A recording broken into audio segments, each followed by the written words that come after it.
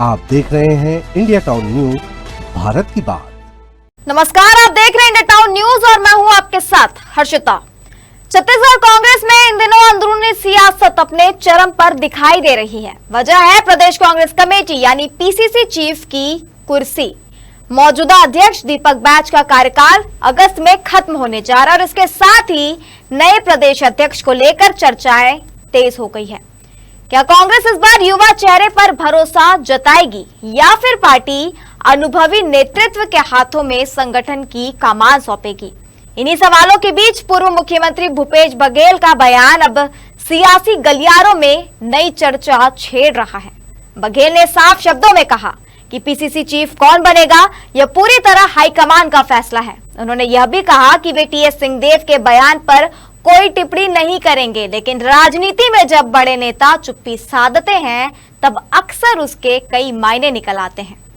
ऐसे में कांग्रेस के भीतर नेतृत्व परिवर्तन की अटकलें और भी तेज हो गई है। इन्हीं सवालों के बीच देखिए हमारी खास रिपोर्ट। छत्तीसगढ़ कांग्रेस में प्रदेश अध्यक्ष पद को लेकर चल रही खींचतान अब खुलकर सामने आने लगी है। अगस्त 2026 में मौजूदा पीसीसी अध्यक्ष दीपक बैज का कार्यकाल खत्म हो रहा है। ऐसे में पार्टी के भीतर नए चेहरे को लेकर चर्चाएं लगातार तेज हो रही है। पूर्व मुख्यमंत्री भूपेश बघेल से जब इस मुद्दे पर सवाल पूछा गया तो उन्होंने बेहद संतुलित जवाब देते हुए कहा कि यह पूरी तरह हाईकमान के अधिकार क्षेत्र का विषय है। उन्होंने कहा कि दीपक बैज रहेंगे या टीएस सिंहदेव को जिम्मेदारी मिलेगी, इसका फैसला पार्टी नेतृत्व करेगा। भूपेश बघेल का यह बयान इसलिए भी अहम माना जा रहा है क्योंकि पिछले कुछ दिनों से कांग्रेस के भीतर नेतृत्व को लेकर बयानबाजी तेज हो गई है। दरअसल पूर्व उप मुख्यमंत्री टीएस सिंहदेव ने हाल ही में पीसीसी अध्यक्ष बनने को लेकर अपनी इच्छा जाहिर की थी। उन्होंने कहा था कि उनमें आज भी युवाओं जैसी ऊर्जा है और यदि पार्टी जिम्मेदारी देती है तो वे संगठन को मजबूत करने के लिए तैयार है। इसके बाद मौजूदा अध्यक्ष दीपक बैज ने प्रतिक्रिया देते हुए कहा कि कांग्रेस को अब युवाओं को आगे लाना चाहिए। उन्होंने कहा कि बाबा साहेब यानी टीएस सिंहदेव को दिल्ली की राजनीति में बड़ी भूमिका निभानी चाहिए। यहीं से कांग्रेस के भीतर नई बहस शुरू हो गई। क्या पार्टी में अब जनरेशन बदलाव की तैयारी हो रही है? इसी बीच कोरबा में आयोजित राज्य स्तरीय महासम्मेलन में दोनों नेताओं की मुलाकात ने सियासी माहौल को और दिलचस्प बना दिया। बयानबाजी के बाद दीपक बैज ने टीएस सिंहदेव के पैर छूकर उनका आशीर्वाद लिया। दोनों नेता बातचीत करते और ठहाके लगाते भी नजर आए। इस तस्वीर ने राजनीतिक गलियारों में कई नए संदेश दे दिए हैं। देखिए, मैं टीएस सिंहदेव के किसी बयान पे कोई प्रतिक्रिया नहीं देता, आपने देखा होगा। और दूसरी बात, दीपक बैज जी 3.5-4 साल से प्रदेश कांग्रेस कमेटी का नेतृत्व कर रहे हैं। हम सब उनके नेतृत्व में काम कर रहे हैं। तीसरी बात, ये किसको नेता प्रतिपक्ष बनाना है, किसको पार्टी का अध्यक्ष बनाना है, किसको क्या जिम्मेदारी देना है, वो हाईकमान का क्षेत्राधिकार है।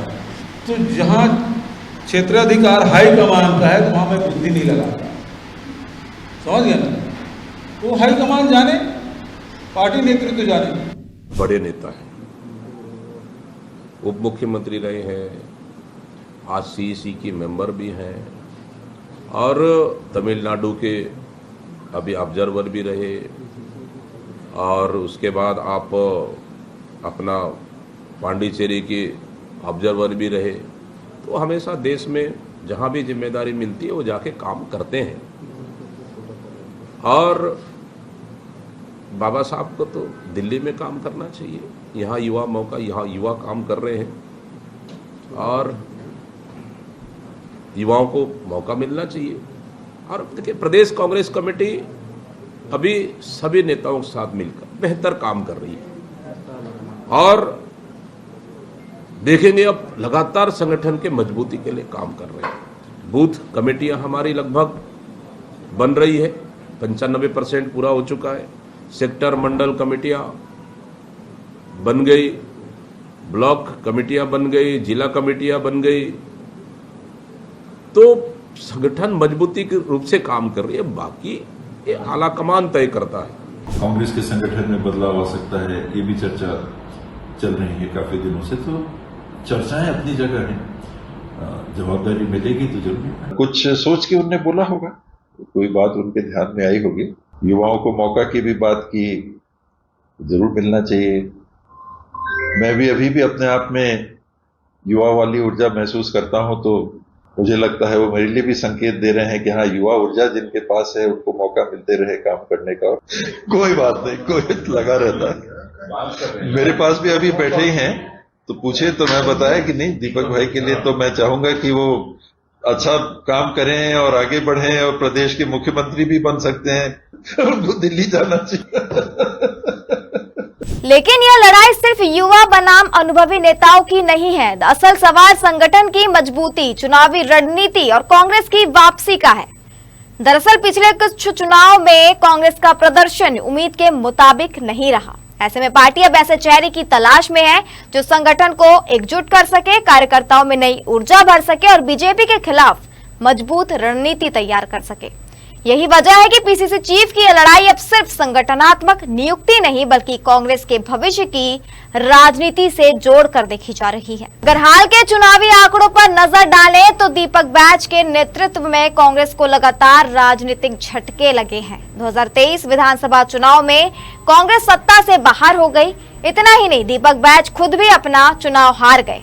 इसके बाद लोकसभा चुनाव में भी कांग्रेस का प्रदर्शन बेहद कमजोर रहा और पार्टी को 11 में से सिर्फ 1 सीट मिली। राजनीतिक विश्लेषकों का मानना है कि उस जीत का श्रेय भी अधिकतर चरणदास महंत की व्यक्तिगत छवि को दिया गया। नगरीय निकाय चुनाव और उपचुनाव में भी कांग्रेस का प्रदर्शन निराशाजनक रहा। पार्टी के कई बड़े नेता लगातार संगठन की निष्क्रियता और नेतृत्व की कमजोरी पर सवाल उठाते रहे हैं। यह भी चर्चा रही कि अपने पूरे कार्यकाल के दौरान दीपक बैज मजबूत कार्यकारिणी तक तैयार नहीं कर पाए। जमीनी कार्यकर्ताओं के बीच भी नेतृत्व को लेकर असंतोष की बातें सामने आती रही है। यही वजह है कि अब कांग्रेस ऐसे पीसीसी चीफ की तलाश में दिखाई दे रही है जो सिर्फ संगठनात्मक चेहरा न हो बल्कि चुनाव जीतने की क्षमता भी रखता हो। राजनीतिक समीकरणों की बात करें तो कांग्रेस के सामने जातीय और क्षेत्रीय संतुलन साधने की चुनौती भी है।